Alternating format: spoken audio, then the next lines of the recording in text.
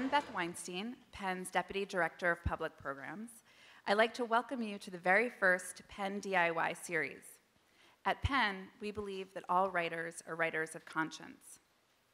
As a person's conscience acts as an inner guide, speaking to the rightness or wrongness of one's choices and actions, literature at its core imparts some teaching about how to live. There are overt and explicit lessons. Who doesn't remember Judy Blume's Margaret and her bust-increasing exercises? And then there are the more subtle lessons. You might say that Faulkner's Benji demonstrated how to navigate your world using sensory perception, and Achebe's Nkanwo demonstrated how to regain belief in oneself. Or rather, that's what Achebe said was his impulse behind writing Things Fall Apart.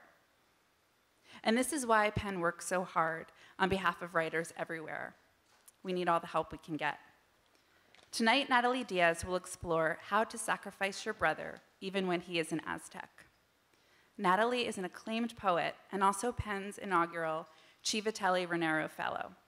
She will be heading to Umbria for a 6-week residency next May. But first, she will participate in our very first DIY with Mike Albo. It's my pleasure to introduce Mike Albo, who is a writer and a performer and a dear friend of Penn. He's the author of the novels Hornito, The Underminer, The Best Friend Who Casually Destroys Your Life, and the novella The Junket. He hosted quite a few of our events at the World Voices Festival, and I'm so, so happy and proud to introduce him back. Hi. I'm very excited to be here. Thank you, Elizabeth. And when Elizabeth first told me what this night was about, she likened it to being like a TED Talk crossed with a moth. And I was like, okay, good, but I'm so less narcissistic, hopefully, than a moth person. And those TED Talks can be so pretentious. So this is not going to be those things, but it'll be like the best of both of those things, and then we'll just have fun and then drink. That'll be the way it works. Okay. I was very happy to meet Natalie and then to spend the week with her book. I felt like it was, I know this sounds really new agey, but it was like very chakra opening. I was like the most beautiful language. This is like she has the most beautiful language in her book of poetry. I'm going to read her bio so you can get a little bit of a download about her. Natalie Diaz was born in Fort Mojave Indian Village in Needles, California. She's Mojave and an enrolled member of the Gila River Indian community. She earned a BA from Old Dominion University, where she received a full athletics scholarship. Diaz played professional basketball in Europe and in Asia before returning to Old Dominion to earn an MFA. She's the author of the poetry collection, When My Brother Was an Aztec. It's won innumerable prizes, the Nimrod Hardman Pablo Neruda Prize for Poetry, the Louis Untermeyer Scholarship in Poetry from Breadloaf, and on and on.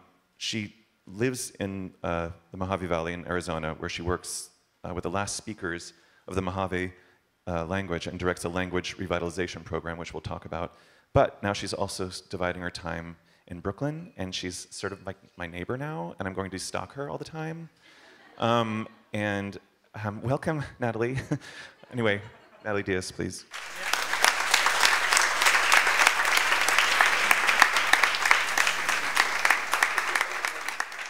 Iwan Jahotank, Ivak Idum, Hakulo Imanch, Amich Tanum, Nayu Kanav. I'm coming to you from Bed-Stuy tonight, but before Bed-Stuy, from Fort Mojave. And I wanted to thank Penn and all of the people involved in putting this together, and Beth and Mike and all of you for being here. I'm going to be using these little cards here, and they're quite a mess, so I'm not actually sure that they're going to work, but they will allow me to divert my attention enough to relax a little bit while I'm up here. And so what I want to talk with you guys about tonight is just, I think about the question that I get often when people read my book or hear my poems, is they say, you know, how can you write about your family that way? How can you write about your brother? How can you say those things? And so I've prepared 5 steps. In 5 easy steps, you can sacrifice your brother, so to speak. And so we'll get started with that tonight. And so we'll go ahead and I just have a little slide here for you guys to see as we go along. So we'll go ahead and go to the first one. So the first thing you need to do is to understand we have never seen an apple. So we are completely free from apples. And you might say, what does that have to do with sacrificing your brother, with writing about your family? And it has a lot to do. This is actually probably the core principle of my writing. And by that I mean, there's a saying that says, it's never the actual object that we see, it's only the light that's being reflected from the object. That light has come charging at us like a comet, and that's the only truth we ever get of an object or an image. And so for me, that's been kind of an eye-opening lesson, because what that means is I have no idea what an apple looks like, and neither do any of you.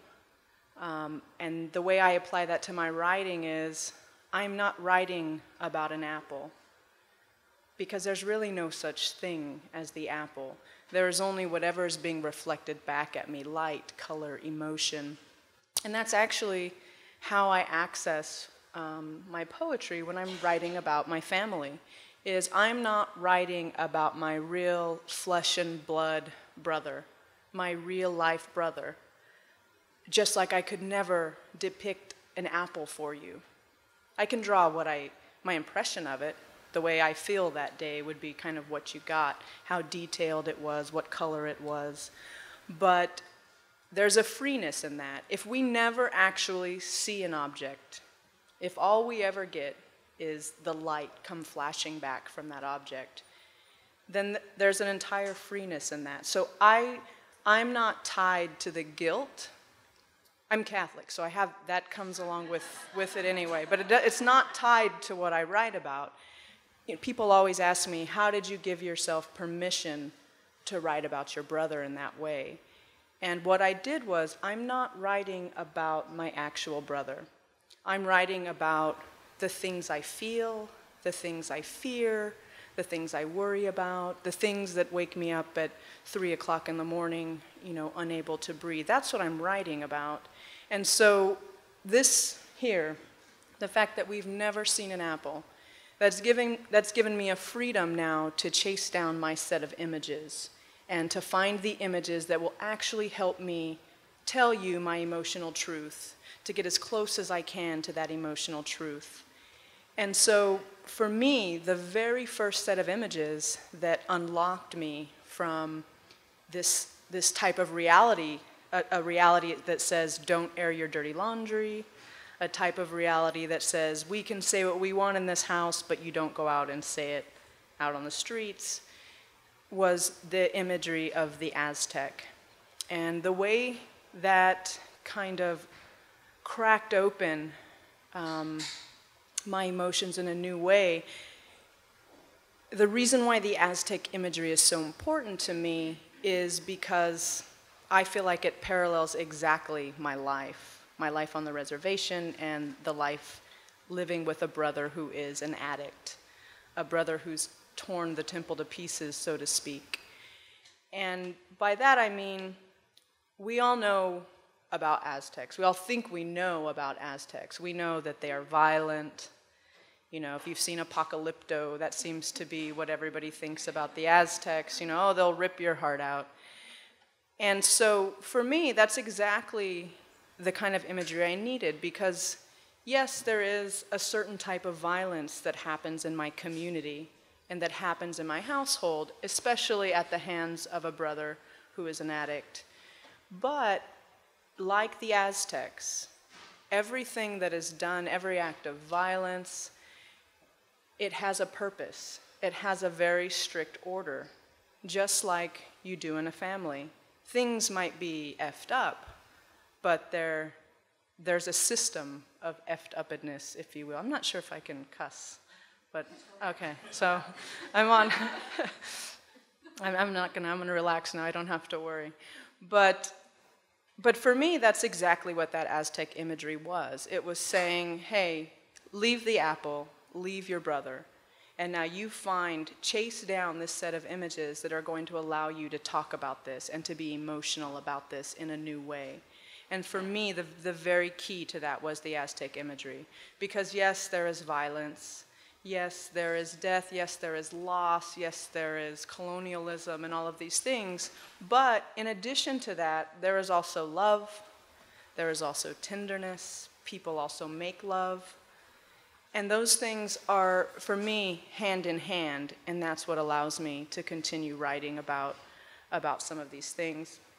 And so I'm going to kind of weave in some of the poetry just to give you guys some ideas about what I mean. And this is an excerpt from the title poem. It's called When My Brother Was an Aztec.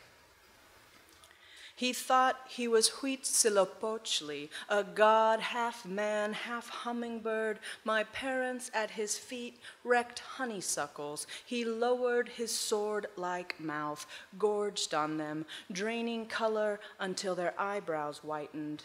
My brother shattered and quartered them before his basement festivals, waved their shaking hearts in his fists, while flea-ridden dogs ran up and down the steps, licking their asses, turning tricks. Neighbors were amazed. My parents' hearts kept growing back. It said a lot about my parents, or parents' hearts. And so I'm not writing about my brother in that moment. I'm writing about this Aztec, this figure who's been able to capture my emotions, and I'm able to pour all of my emotions into this new set of images. And the Aztec is just one of those set of images that helped me unlock that and talk about things in a way that I didn't feel like I was necessarily betraying my brother. I felt like I was actually being very loyal to my emotional truths.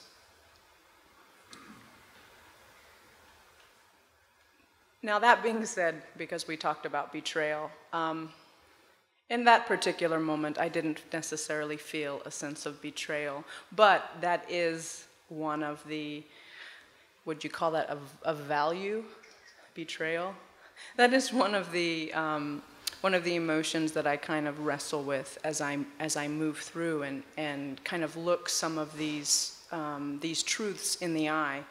And in that, another figure that has become a part of my mythology, this personal mythology that I've been building, beginning with my brother being an Aztec, when he's not actually an Aztec, of course. Another person that has come up is Judas. And Judas actually makes a ton of appearances in my poems, even in poems that he doesn't last in poems where, you know, he's kicked out of the poem at a later time. And so, he's kicked out of a lot of places, so. But, you know, we know Judas from the ninth circle of hell, you know, Judas from the hand of my betrayer is with me on the table. That's the Judas who kind of reconfigures. And originally, again, I thought, well, of course, it's natural for Judas to appear. You know, again, I am Catholic, and, you know, we're always, you know, we don't want to feel the guilt, we're always looking for the next person to kind of pitch it on. And so, I have an entire poem called How to Go to Dinner with a Brother on Drugs, where Judas makes an appearance. And I thought I had it all figured out. I thought I knew why Judas was showing up. How to Go to Dinner with a Brother on Drugs. If he's wearing knives for eyes, if he's dressed for a Day of the Dead parade, three-piece skeleton suit, cummerbund of ribs, his pelvic girdle will look like a Halloween mask. The bones, he'll complain, make him itch, each ulna a tingle, his mandible might tickle. If he cannot stop scratching, suggest that he change, but not because he itches. Do it for the scratching. Do it for the bones. Okay, he'll give in. I'll change. He'll go back upstairs, and as he climbs away, his back will be something else. One shoulder blade, a failed wing, the other, a silver shovel. He hasn't eaten in years. He will never change. Be some kind of happy he didn't appear dressed as a greed god. Headdress of green quetzal feathers, jaguar loincloth littered with bite-shaped rosettes. Because tonight you are not in the mood to have your heart ripped out. It gets old, having your heart ripped out, being opened up that way. Your brother will come back down, this time dressed as a Judas effigy. I know, he'll joke. It's not Easter, so what? Be straight with him. Tell him the truth. Tell him Judas had a rope around his neck. When he asks if an old lamp cord will do, just shrug. And so I thought, I know why Judas is appearing. I know why this is the image that's coming to me. It's because my brother has betrayed us. And I thought I knew exactly what I was writing and why I was writing. And then I was on a plane going to another reading, and I went ahead and broke the bank and paid $6 for internet service. And so, they give you, if you do that, you get like TV and some other random things. And I ended up watching a documentary on a wild Mustang gather in the Nevada desert. So it was nothing I had ever seen before. And I was at first really struck by the fact that they gather these wild Mustangs. The BLM, the Bureau of Land Management, gathers these wild Mustangs, and they now do it in helicopters. And so, the old days of seeing the cowboys out there roping, they're gone. And so they have these small helicopters kind of bearing down on these horses and driving them through these washes, and they're terrified. And it's a strange thing to watch on video because you're hearing these rotors of these helicopters, but you're seeing these animals thundering almost quietly because, the helicopter is drowning out the sound. And then, I thought, oh, well, this is, I know what my relationship is now to this kind of horrific thing that I'm watching. And then all of a sudden, the camera panned, and it moved into a stand of trees that was in a wash. And I couldn't figure out why the camera was moving. And then I realized the narrator was helping me along, but I realized a horse was let loose from this stand of trees. It had been hidden there. There were a couple agents from the BLM there with the horse. And they let this horse go, and he went racing up the embankment into the herd. And all of a sudden, he starts leading the herd, and he turns them, and he leads the entire herd down the wash and into a captivity corral. And so the herd would have tried to evade this gather, except that this horse, who was known as the Judas Horse, betrayed them all because he rushed up. He had been trained. He rushed up, took the herd, led everybody to this capture corral. And there was just something that kind of turned in the pit of my stomach when I heard him say, "Oh, and here comes the Judas Horse." And I thought, this whole time, I've had it all wrong. I have been the one who is the betrayer, not my brother.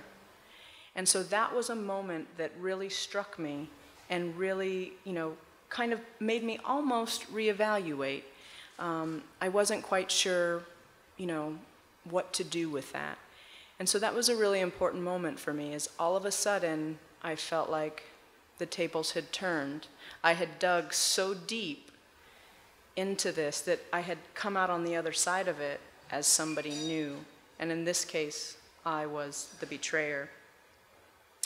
And so, go to the third one. Yeah. So that's going to bring us to this. Know the difference between the prophet and poet, and then quickly forget that difference.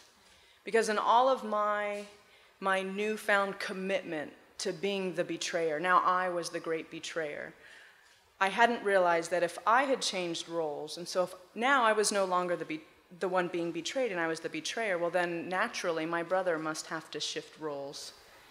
And coincidentally, I was home visiting my mother, and my brother shows up, and he begins to kind of talk/ramble. And in that conversation, we realize that he now thinks he's the prophet. And he thought that he was Jesus. And the way he was telling the story was he was telling the story as if this was an exciting thing, like, hey, I saw this thing happen down the road, you wouldn't believe it, except that he was telling this about himself. And what he said was, when he walks down the street in our small town, the people gather on the sides of the road, and he believed it. And he said, they holler out to me, they cry out to me, they say, prophet, prophet. And I kind of couldn't shake that, and my parents have a way of kind of moving through these things because they've almost become normalized to them, and so they kind of refer to it as nonsense. But for me, it's something, especially this word when he was hollering out, prophet, prophet, because language is so important to me, that all of a sudden I realized the tables had blurred even more, because etymologically, prophet is vetis in Latin, and it's connected to the word poet. And so I imagine my brother walking down the street in my small town and people calling out to him, poet, poet. And so my idea of who was betraying who was completely spun around. And probably the best thing for me and for my writing was to be stuck in the middle of not being able to define which end I was on. And I felt like that was a moment I was truly immersed in the emotional truth of what was happening to me. And something that just kind of put the icing right on top for me was that I had written this poem before that happened, and I didn't realize that this poem would be a prophetic poem. Pull into the restaurant parking lot. Your brother will refuse to wear his shoes. Judas was barefoot, he will tell you. Judas wore sandals, I'll answer. No, Jesus wore sandals, he'll argue. Maybe one day you will laugh at this, arguing with a meth head dressed like a Judas effigy about Jesus' sandals.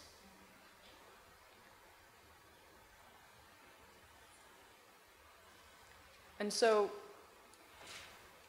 something that I've had to face in writing about family and writing about my emotional truths and experiences with my brother is that, like Judas, I've led my readers to the garden of my brother's suffering.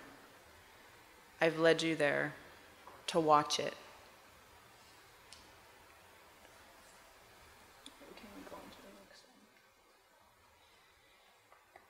And so, step 4, ask yourself, does the moon only exist if I am looking at it? And so this is what Einstein asked Abraham Pais, who was an astrophysicist, and they were walking, and this was at the time when he was debating the quantum theory. And I also call this the quantum theory of suffering, because we could ask that. We could say, does my brother, does your brother, does your family only exist if you're looking at them? Does their suffering only exist if you're staring at them, if you're putting it on the page? If you turn away, according to quantum theory, if you don't quantify that, if you don't measure it on the page, then no, it would not exist. And so this is the question that I've kind of been wrestling with and churning and spinning through, is, should I ignore my brother's suffering and look away from that? Or should I acknowledge it? Should I ignore my own suffering, or should I acknowledge it?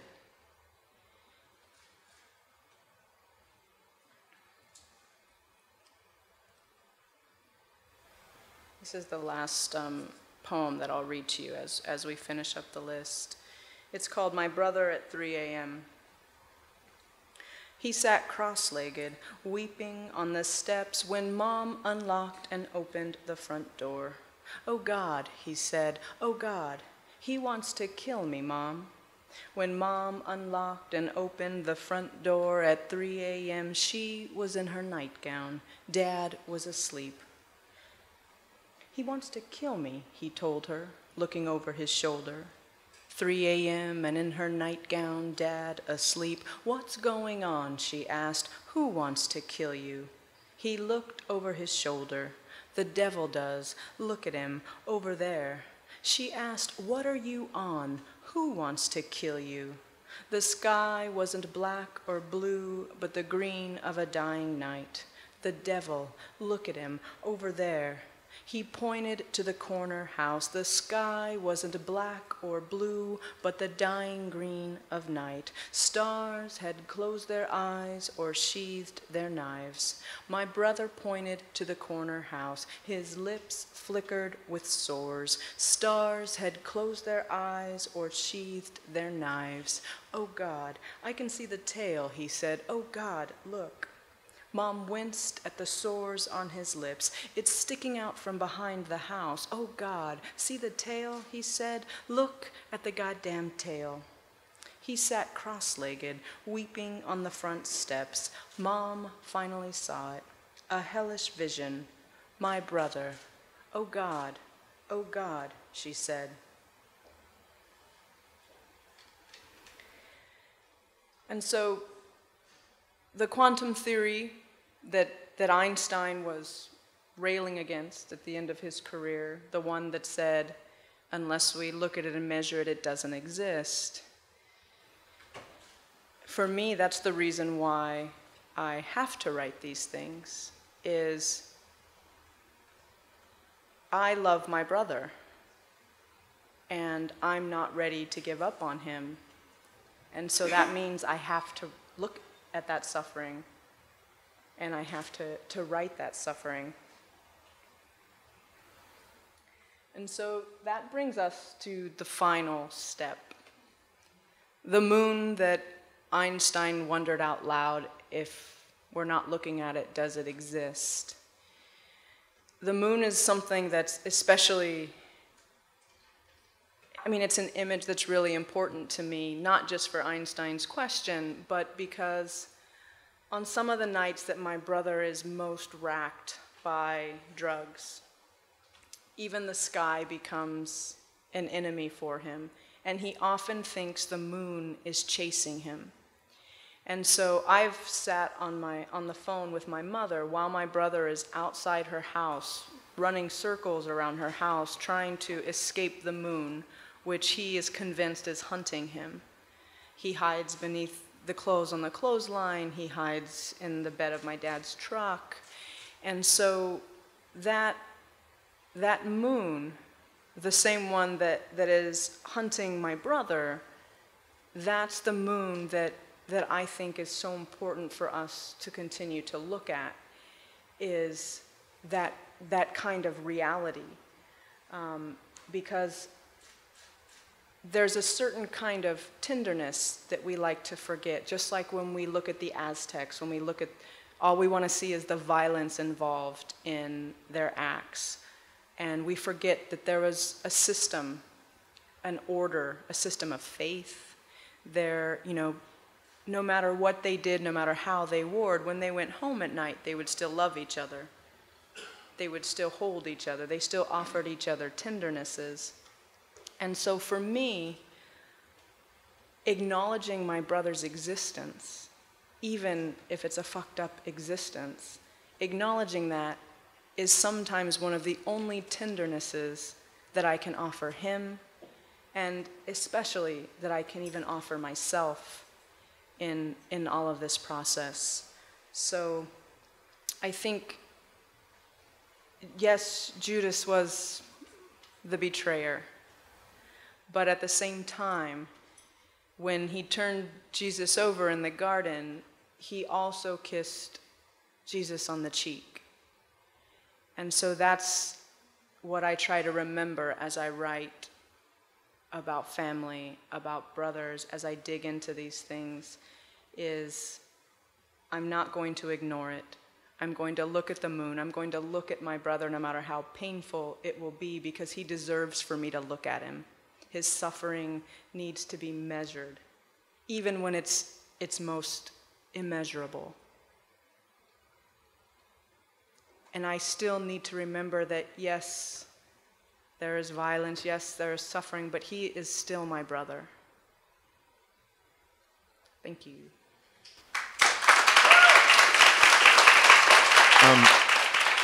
That was amazing and striking, and I have so many questions, but I wonder if, has anyone ever called you a betrayer before? Has anyone ever said, that to me sounds like something really scary that someone would say, and also sounds like something that would really scare the shit out of you if someone said that to you?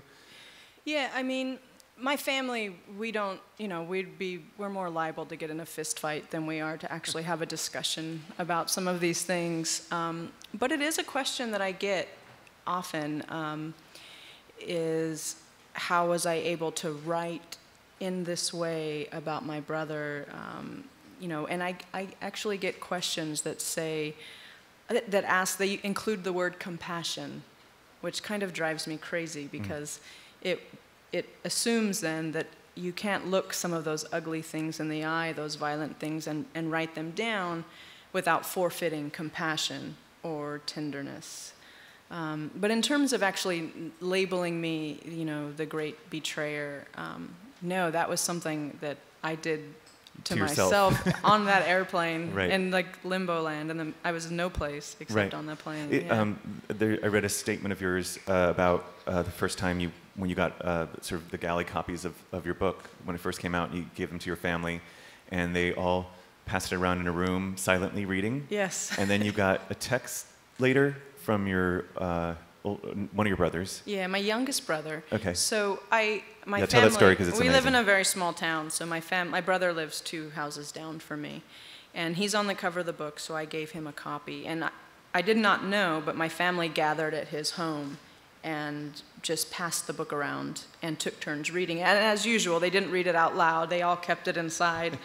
And I started getting text messages. And, there's always alcohol involved, so I think as they got a little bit braver, the text messages began to increase. So about 10:30, I started getting text messages. And the hardest one was from my younger brother. And there's a poem in the book called No More Cake Here, where I imagine what a funeral party would be like if my brother were to pass away. And my younger brother sent a text and said, in his little text language, so it's, he kind of talks in text language, but he's like, what do you mean that you wish Richie was dead?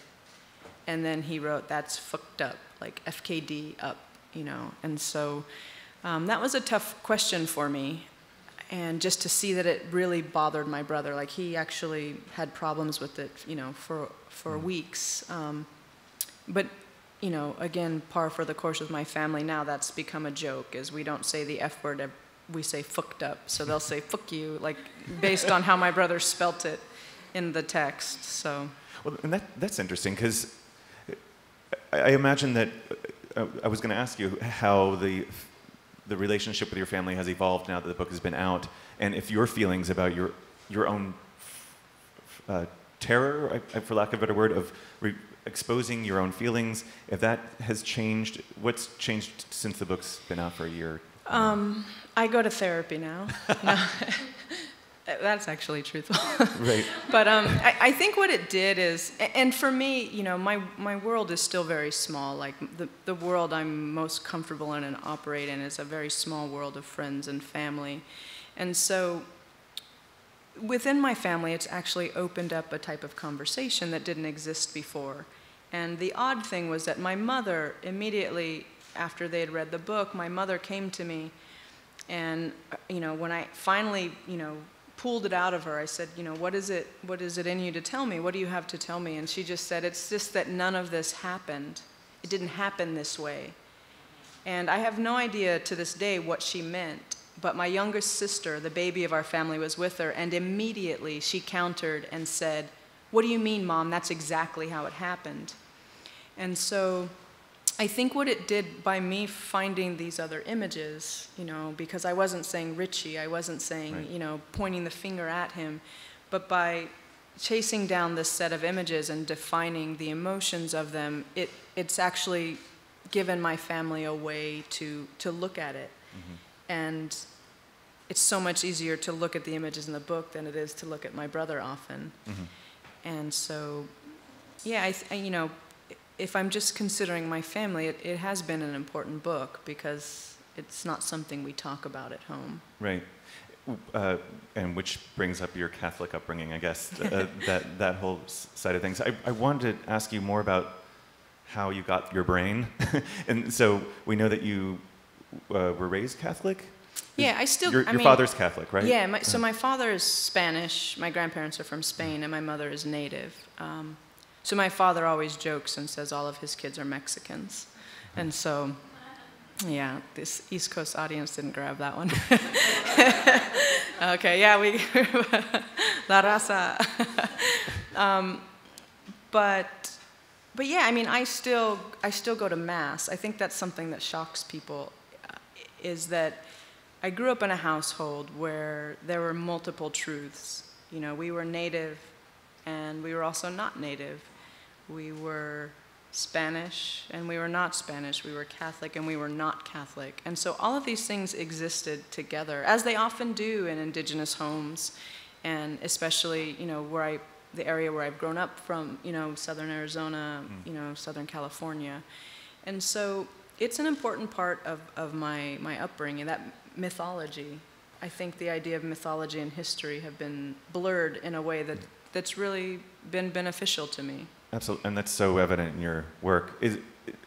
Were there like Mojave belief systems that you learned as a kid? Did they teach that in school? Like, where did your native side come into play? Do you know what I mean? Like, well, my mom. So I grew up on the reservation. Right. Yeah. So, I think it's interesting to take the notion of nativeness, because as with all of us, if we're on the inside of any culture, you don't necessarily describe yourself as native. The very first time I came home from college, I was allowed to do an extra credit project in undergrad, and so I was home that summer asking my mother a ton of questions about Mojave culture and stories and things. And she said, "Why are you asking me all these questions?" And I said, "Well, I'm getting extra credit to do a report because I'm on being Native American." And she goes, "When did you become Native American?" She's like, "Around here, we're all Indians." And so, it just the idea that was kind of the way we identified ourselves. Right. And so, yeah, it's an interesting thing. I think it's just the idea that we had so many different cultures and languages in the house at once, and we were able to kind of pick them up and apply them as we needed them. Mm-hmm. And, that lends specifically to storytelling, which is something that's really important to my community. Mm-hmm. And there's this really great resource called Wikipedia. I don't know if you've heard of it before, but so I read a little bit about Mojave creation culture, myths and stuff like that, right? And one of them is about... I'm not going to tell my elders you said that. That I found it on Wikipedia. Oh my God, I'm so scared of your elders. I want to meet them. Yeah. They said, but when I met Natalie a couple days ago, she was telling me how slow they are, like how they're so calming. So when you go back, they're like everything is much more dialed down. Yeah, they're very patient, and also they get up very early, so you're perpetually late. Because, even if you say, "I'm going to meet you at 6, they've been up since 3:30. And so they've been waiting for you since 3:30, so you're always late. And am I right? I don't know if I heard this right when you told me, but was it like that you were checking your cell phone at one point or something? Or they were just like, take all the time you need and get back? Yeah, it's a really great, experience is working with my native speakers, because there are only 3 of them, and of course naturally they're elders, Oh, we should explain the work that you're doing is to kind of nail down the Mojave language. Yeah, I help my elders to revitalize our native language, or Mojave, or Makav. And so we're building a digital dictionary and encyclopedia. That's one of our big projects. And also documenting songs from our song cycles that haven't been transmitted to a new learner in, I mean, it's been about 80 years since we've taught a young person to speak the language. And, you know, my elders, they're very funny, you know, they're survivors, they're ornery, and they've slowed my life down a lot. I feel like I've kind of learned, you know, what's important, and listening is one of those things. And if I ever show up at their home, which is, you know, what we had been talking about before, if I show up at their home and I seem slightly agitated, or I might be checking my cell phone, or, you know, they're quick to say, hey, if you've got some other place to be, you know, you go ahead and you get all that taken care of, and then you come back to us. And so, you know, they don't. It's such a good line. They I don't want to use it mess so around often. at all. Yeah, they're very. Yeah, they're very special to me. I think they've really changed my life. I bet. But before you went on this project to revitalize the language, you didn't know any of the language at that point, right? Before. Yeah, I knew little. You know, the same thing. We all know how to tease each other. You know, how to like, we say things like fathead, and you know, like turtleback and things like that. Those are a lot of body jokes, you know, in Mojave culture. But, you know, I knew some of the dirty words. But what's crazy is that, so for example, on the reservation, it's common to hear the word yeni, which actually, you know, traditionally it doesn't really mean anything. But what they mean is, it's the word for sex. And so you'll hear the kids say, oh, you know, yeni. They'll just throw it in because they know it's kind of a bad word, and so they giggle and laugh. And so so all my life I knew that. I knew when to throw it in and when to laugh at it, and, you know, when to fling it around when we were playing. But it wasn't until I started learning the language from my elders that I realized that anyenam and yen, they're the same word, but yen is our word for hummingbird. And it's yen, so you're hearing it duplicate, yen, because it's describing the action the hummingbird has of lowering his mouth into the flower to get the nectar. And so anyenam, which is our word for sex, is actually a description of what the hummingbird does. And so basically, we had made a very beautiful thing very ugly, but it's basically saying, when you make love to somebody, you're making a hummingbird of your body, which is very beautiful, and much more beautiful than yeni, which is what we had kind of torn it down to. Yeah, in an interview, you talked about how in the Mojave language, you don't say he's walking, you describe how he's walking, and can you explain that a little bit? Yeah, well, I mean, everything is just. It's crazy to me because English is a very beautiful language, and it's my language, and it's just amazing to me to find this new language, to have access to this new language, new to me, of Mojave, where everything means exactly what it says, and so it's not important to know just that somebody's walking. And so you would never say, oh, he's walking. You say where he's walking from, because that's extremely important to know where he's walking from. When I introduce myself, I tell you where I've come from, because that's so much more important than where I am. And possibly more important than where I'm going is where I'm coming from, because everything that's in me has come from, you know, what came behind me. It's the same with saying somebody is walking. You would describe how are they walking? Because that's basically the context of the conversation. Right. Is you can tell their mood, you can tell, you know, if something is urgent, you can tell actually where they're going to just by being able to describe how they are walking. Well, and if they're in New York, they're just walking fast because we're all so annoyed all the time. Yeah. Okay, this is the weird thing. I had a friend who had a meth addiction, and before my friends and I put him in Bellevue, some of the descriptions of what was happening with your brother are very resonant, and he also had these moments of delusion They were more of like an urban gay guy delusions of like, this person's has a camera on me. They might be filming me to you know, I might be in a porn and don't know it. There's all this like computer sex collusion that was going on with him. Computers, for sure. Yeah, and but the weird thing is, I remember I went to see him and he was at his most delusional, and I was like, just look at the moon. I said that. It's so weird to think of that now, but I was like, I was trying to find something basic that he could grab onto, that he could just look at, you know, and be like, look at the moon. He always yells at, I mean, he teases me now. He's just like, look at the moon, look at the moon. Yeah. He's better now. But I guess what I think is so weird is how in your book, how your brother is sort of a truth teller, is as addicted as he is. There's this illusion piercing that happens with him. I mean, he did see the devil on the yard, and I kind of don't doubt that he didn't see the devil. Do you know what I mean?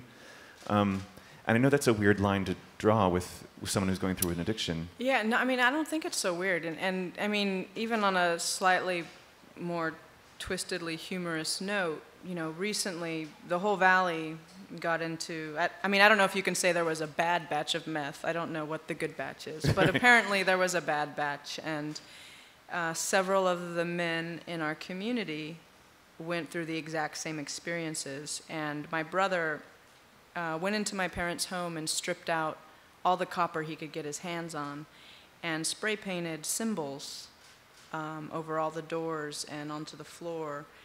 And I mean, we have no idea what these symbols were, but apparently they were alien symbols, you know, and only he could read them. And my brothers and sisters and I have a very large family. There are nine of us, and most of my brothers and sisters live at home still, like in the same community. And we were sitting around, and you know, one of my brothers pointed out, like, well, you know, what if it turns out that Richie's the one who's right?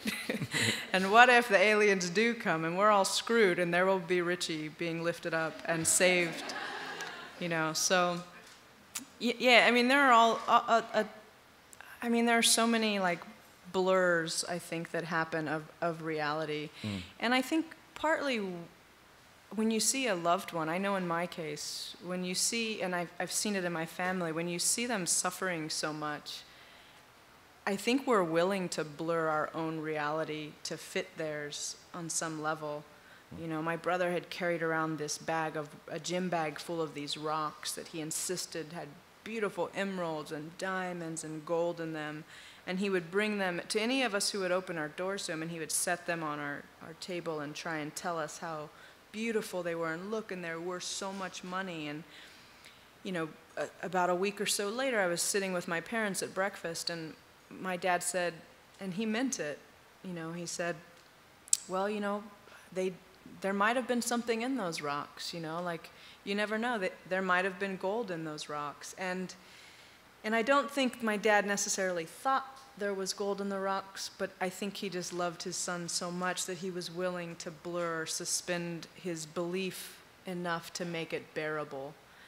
And so, yeah, I think truth it's more what you feel than what you see as reality, I think, at some point. Sure, and it goes back to the apple example. Yeah. Right? I mean, this is what you're seeing suffering, and it takes all forms, and that's what's happening. Yeah. And you've got to face it, which is very Buddhist. Okay, questions? Is it time for questions now? Yeah? Anyone have any questions for Ms. Diaz, please? Yes, over there. I can see a blur of a person. Ben, I know that Microphone. man. Hi. I have a question. So you described, well, this is really loud. You described the act of writing about your brother and his suffering potentially as a kind of betrayal. I'm curious, when you write about subjects that are not him or your family, does that also feel potentially like a kind of betrayal, like a kind of omission, or is it something liberating for you? Yeah, I mean, that's a great question, because I think, you know, it's kind of like this Derrida deconstructionist kind of thing. Like, you just keep flipping it back over. So to write about my brother is betrayal, but to not write about my brother is betrayal. I'm betraying myself. I'm betraying him by by acting as if he didn't deserve for, me to write about that. But even in terms of other subjects, I think there is I think poetry, for sure, we're kind of committed to betrayal, because language is such a failure for the things we're trying to grab onto. Like, we might get the tip of a tail as this thing, flies off the page, but we're just willing to get close enough. And I think there's a certain type of betrayal, especially in a culture where we're taught perfection. We're taught to do a thing right. We're taught to be as perfect as you can, when poetry, I think, is definitely a betrayal, because we're committed to the fact that there's no such thing as perfection. Maybe precision or being concise. There's a ton, well, not a ton, but there are some really great love poems in the book near the end, I noticed. Yeah. It was sort of like, let's take a vacation and watch someone eat an apple and the juice go down their hand and everything. And they're really great. They're good poems, very sexy. Okay, anyway, I'm wondering if if you showed the person those poems, and if that how did that feel in your body, Yeah, well, there was a different one for each person. No, I'm just kidding. Well, I mean, I think the crazy thing, at least in my head, about writing love poems, it's not very different from writing a poem about my brother's suffering, for example, is that I have to be hyperbolic. I have to make that suffering so much more, because there's no way I could possibly tell you how that suffering feels. So I have to make it so much more than it is to even let it possibly get close enough to that true feeling. And I think it's the same with love poems. And so they're a little bit tricky, because Melissa's sitting there, so I have to be careful. But, a love poem has to be better than the beloved. You can't simply write a love poem about the beloved. You have to make the beloved more than they could possibly be in order to get as close as you can to that true immeasurable feeling. And there has to be like a ton of longing. It's like, you can't just be like, hey, let's take the subway home. There's got to be like. Yeah, I don't have any subway love poems. I don't have a lot of love for the subway. You will. Yet. You live here now. I've only been here a month. You are about to. You're gonna have so many subway poems. Yeah, I'm still carrying Purell. I'm still at that phase. I have to, where I'm trying to take the Purell off. Next question. Anyone? Hello. Yes, over here. First me, and then you. Oh, okay. Oh my God, where'd the voice come from? Thank you for your talk tonight. It was really well done and really inspiring. I think that one of the most striking parts of your book to me were your parents' narratives, because they seem so distant and so very different from your own, even though they're only touched on kind of briefly. I was wondering if you had advice for writers who maybe lacked the conviction of their own emotional truths or their emotional narratives, and just who weren't sure about the validity of those narratives when there were so many other contrasting narratives that might contradict them, if that makes sense. Yeah, no, that makes perfect sense. It's a great question. For me, I start with the image. Like, that's, whether I'm writing a short fiction story, I always start very small with an image, and I try to explode that image and figure out what the pieces of it are. And so I just trust that those narratives are in me, those emotions are in me. And as soon as I look away from the actual people, as soon as I look away from my real brother, as soon as I look away from my real father, he can become Borges. As soon as I look away from my real mother, she can become Saint Lucia, carrying her eyes down the hallway. And so I think I always say this to my friends who are writers and to my students, but I always say that we have to trust ourselves more. And what I mean by that is that just trust that you don't have to write anything, that it will write you. And I think I might have had trouble with people who said that to me early on. Like, it's like, oh, it's going to write me. Like, I was an athlete. It's like, no, the game is not going to play me. The basket's not going to go in unless I shoot it. But I think I've come to understand that in a way that I trust that I can look away from what I'm supposed to do or not supposed to do. And when I find that set of images and just focus, I push all of my emotion into it, and something cracks open in a way, and all of these different, I call them personal mythologies, kind of appear. And in those cases, again, it's the mother becomes a character, stuck in kind of the pan tomb that's revolving again and again, where the son has a tail. But yeah, and so, I mean, for me, the quick fix, is always image. If you can find that set of images, they're going to do a lot of work for you. And each of our set of images are the same. Like, if you're going to have light in your poem, what is the image that's going to bring that light? What does that lamp look like? Is it coming in through a dirty window? Is it, if we all just said, imagine the lamp in your grandmother's house right now, that lamp would look very different for each one of us. But it's an example of an image we all have access to if we just trust those images that are our own, individually. That's great advice. Next question. You might have just answered this a little bit. The but lamp? Something, Was it the lamp? Yes.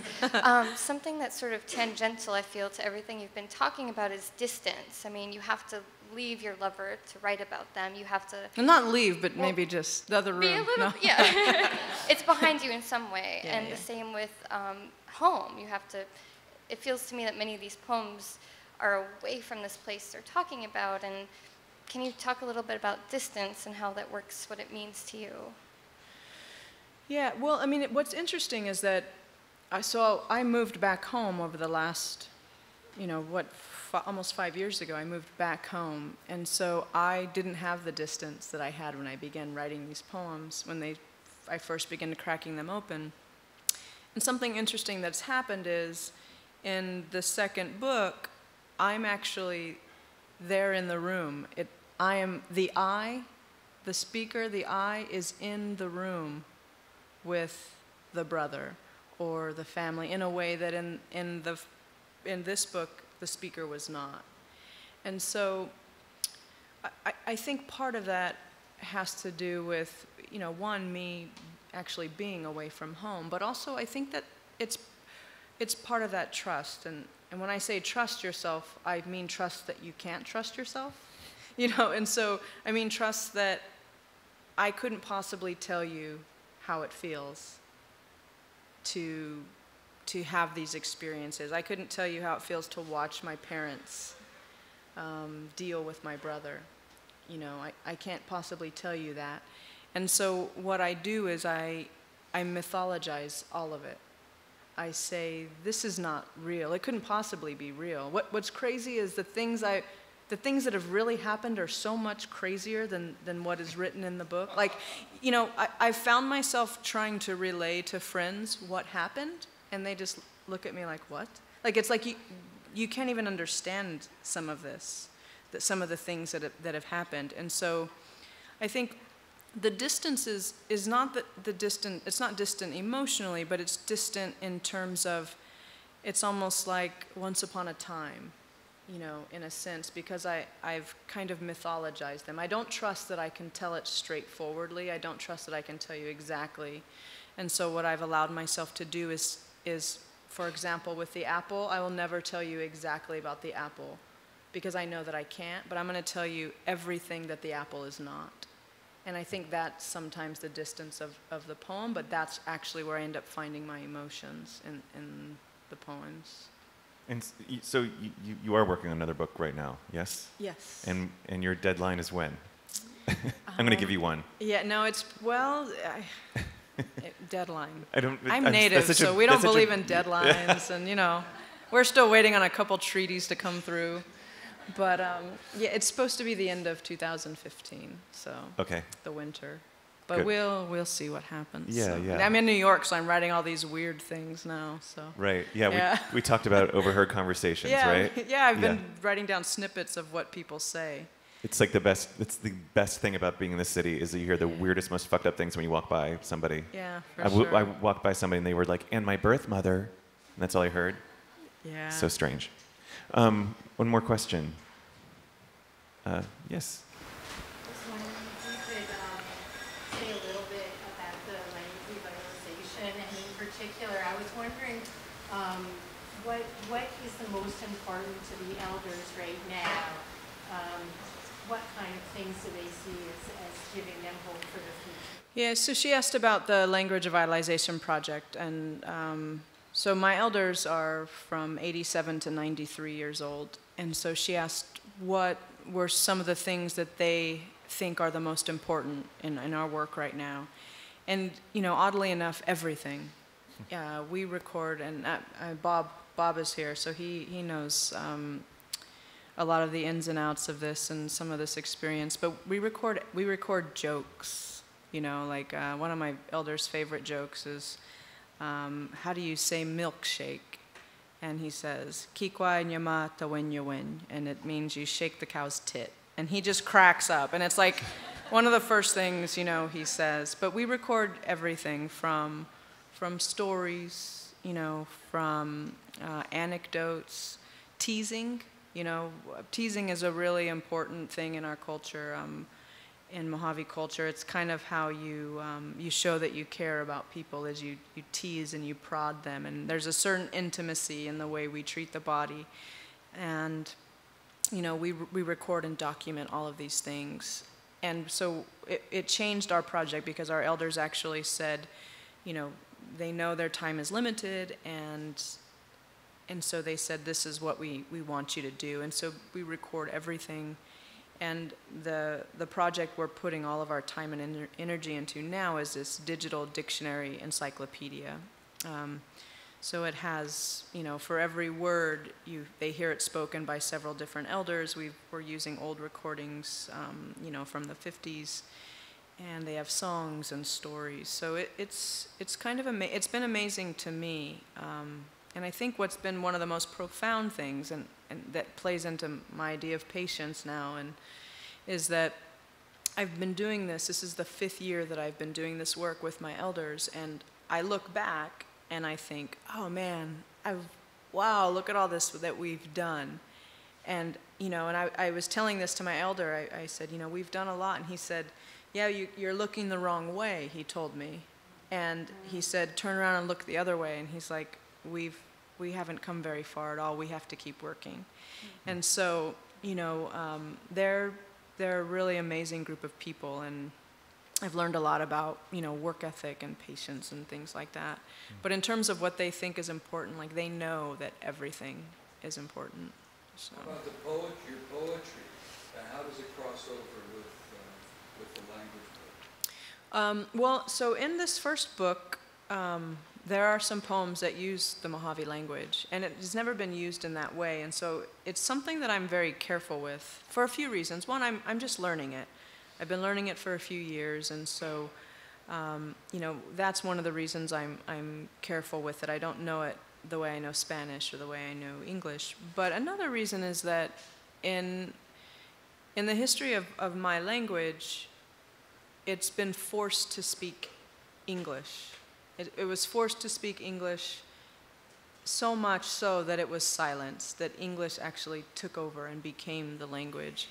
And so I'm really, and this may change as the work continues and as I become more fluent in it and I maybe mature a little bit, but right now I'm just not willing to make my Mojave language speak English.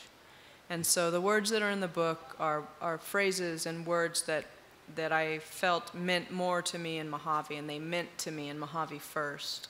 But I didn't translate those. And so, and so it's changing the English I use more than it is me putting the Mojave into the language. I'm a lot more demanding of the English language now.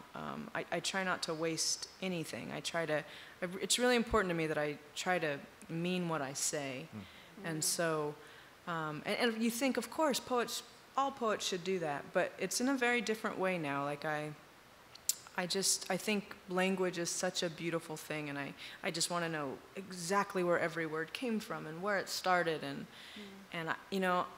I want to know, like, I always think in my head, and it's slightly silly, but can you imagine like having a word in your mouth for the very first time, that anybody ever held it in their mouth? Like, it's an amazing thing, and to think that every word, every bit of language, and I learned this through Mojave, is energy. It's like, it's coming out of your body. It's something you're building in your body, and you let it go, and it does something to people. It does something to their ears. It does something to their bodies, and that they respond in a certain way. And it's just a really, really lucky, beautiful experience, I think, is to have this experience with my elders. That's good. Yeah. And just on that point, on how clear your language is, one of my favorite lines is in your poem, Dome Riddle, where you call ahead an abacus of one-night stands, which I think is so great. Did you get your abacus out and start like, counting? 1, 2, 3. Anyway, Natalie, you're the best. I'm so glad you spent time with us, and I'm so glad to know you now. Yeah, thanks, and thank you guys for sitting with us. I just wanted to say a quick thank you to you both. I can't imagine a better way to start this series. It was really beautiful. Thank you. Oh, and the next DIY, so you can go home and get tickets, will be Monday, November 3rd, and that's with Justin Vivian Bond. So thank you, thank you, thank you.